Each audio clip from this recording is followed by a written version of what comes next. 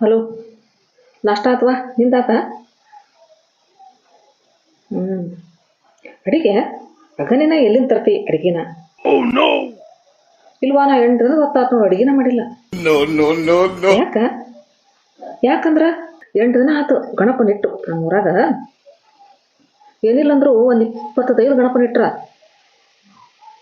ದಿನ ಇಲ್ಲಂದ್ರೂ 2 ಕಡೆ ಪ್ರಸಾದ ಇರ್ತೈತಿ. ಮುಂಜಾನೆ ನಾಷ್ಟ ಮಾಡ್ತೀವಿ, ಮಧ್ಯಾಹ್ನ ಪ್ರಸಾದ ತೊಗೊಳಕ್ಕೆ ಹೋಗ್ಬಿಡೋದು, ಊಟ ಮಾಡಿ ಬಾಕ್ಸ್ ಸುಮ್ಮಂದ್ಬಿಡೋದು. ಅದನ್ನ ಮನೆಗೆ ಇದ್ದರೆ ಕೊಡೋದು. ಮತ್ತು ರಾತ್ರಿ ಒಂದು ಗಣಪ ಹೋಗೋದು, 5 ಗಣಪಗ ಅಲ್ಲಿ ಊಟ ಮಾಡಿ ಒಂದು ಡಬ್ಯಾಗ ಹಾಕ್ಸ್ಕೊಂಬಂದ್ಬಿಡೋದು. ಮತ್ತು ಇಷ್ಟ ನಡೆದೈತೆ 8 ದಿನ ಆತು ನೋಡು. ಅಲ್ಲ ಈಗ ಸಂದರ್ಭ ಎಲ್ಲ ಉಪಯೋಗ ಮಾಡ್ಕೋಬೇಕು. ಮತ್ತು ಮುಂದೆ ಐತಿ ಅಡುಗೆ ಮಾಡೋದು.